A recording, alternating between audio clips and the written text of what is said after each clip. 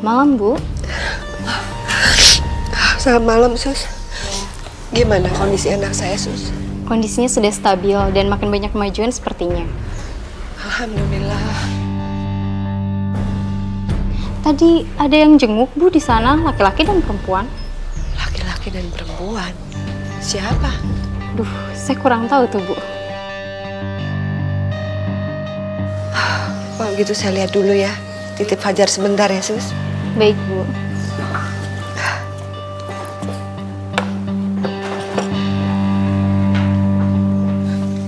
Gimana Centini bisa tenang, Mas? Kalau keadaan Mas Fajar kayak gini, bagaimana masa depannya? Tin, aku tahu perasaan kamu tuh kayak apa, Tin. Tapi kamu gak bisa salahin diri kamu sendiri kayak gini. Ini semua udah kehendak Allah.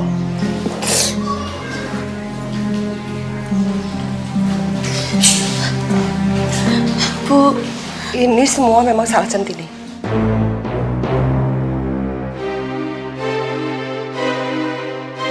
Ya nopo keadaan Mas Fajar, Bu? Kok kamu nanya? Kalian udah tahu kan kalau Fajar lumpuh? Ya Allah, kenapa keadaannya malah jadi kayak begini, Bu? Seharusnya saya yang tanya sama kamu. Kamu apain anak saya sampai dia lumpuh seperti ini? Kamu nanya, gimana masa depan Fajar? Gimana, Tin? Gimana masa depan anak saya sekarang, Tin? Kalau nggak ada kamu, anak saya nggak seperti ini, Tin. Kan saya udah berkali-kali bilang sama kamu, jangan deketin Fajar, jangan deketin Fajar. Bu Gendis, maaf sebelumnya Bu Gendis. Tapi ini semua bukan salah Centini, Bu. Dan Centini gak pernah ngejar-ngejar Fajar. Fajar yang ngejar-ngejar Centini. Ibu tuh gak paham apa pura-pura gak tahu sih, Bu? Diam kamu! Sampun, Mas, gak usah belain Centini. Enggak, Tin, enggak. Aku gak terima kamu diginiin sama Bu Gendis. Bisa diam gak kamu? Kalian mah gak punya perasaan. Saya sedih, saya terpukul. Kalian cuma saling bela diri. Pergi dari sini, pergi! Bu, maafin Centini, Bu. Biarkan Centini, izinkan Centini untuk temui Mas Fajar. Centini mau kasih doa, Bu, untuk memberikan kekuatan sama Mas Fajar, Bu. Jangan tolong Centini, Bu.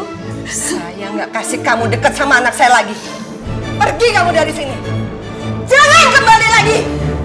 Pergi! Tin, kita pergi aja dari sini ya. Kamu juga butuh istirahat kan? Biar emosinya Bu Fajar udah dulu. Percuma kita ngurus sama dia. Kalau dia lagi emosi ya.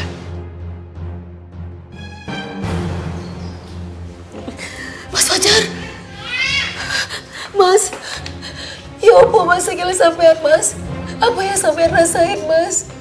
Ya Allah, Mas, kok malah jadi kayak gini, Mas? Semua ini karena sampean belain Centini, maafin Centini, Mas. Kakiku semuanya udah bisa digerakkan, Tin. Aku udah tahu harus bagaimana lagi. Bagaimana menghadapi hari-hariku, Tin. Semua harapanku hancur. Aku udah berguna lagi sekarang.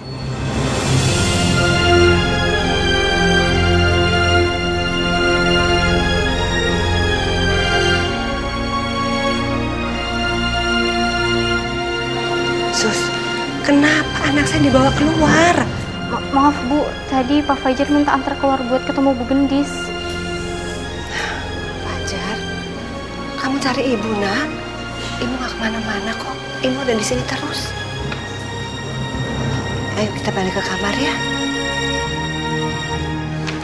Suster, tolong kasih tahu security kalau dua orang ini kesini lagi, jangan boleh masuk. Kalau mereka menampakkan diri di sini lagi, usir mereka. Ya, baik, Bu. Maafin Centini, Bu.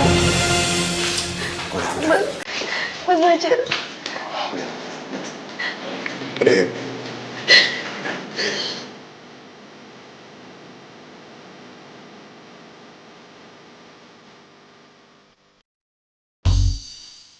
Mas Fajar, seumur hidup Centini harus melihat Mas Fajar kehilangan kebebasan karena kaki ini sing cacat. Centini tidak bisa membayangkan gimana masa depan Mas Fajar nanti. Bagaimana Mas Fajar menghadapi keadaan ini.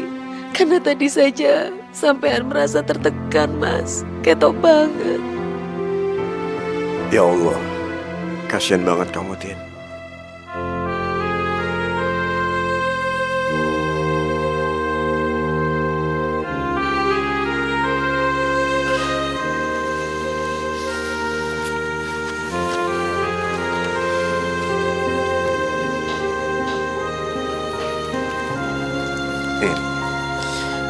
Semua kejadian itu pasti ada hikmahnya.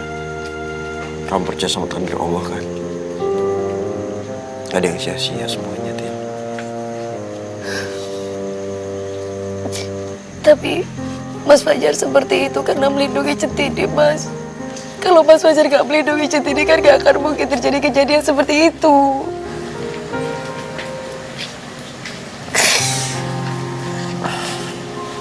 Udah.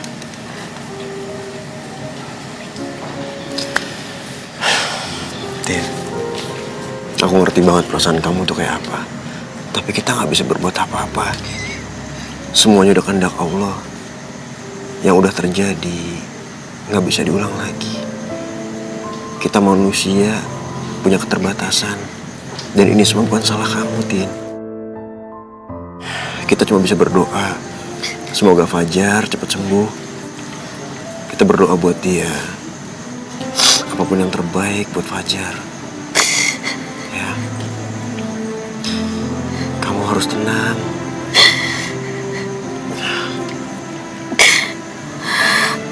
Fajar sulit, Mas.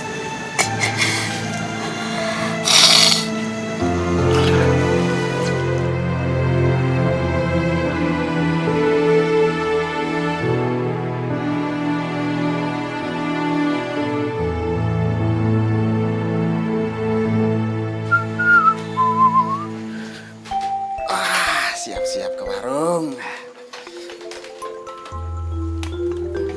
Ono telepon. Nyak Tejo Jakarta.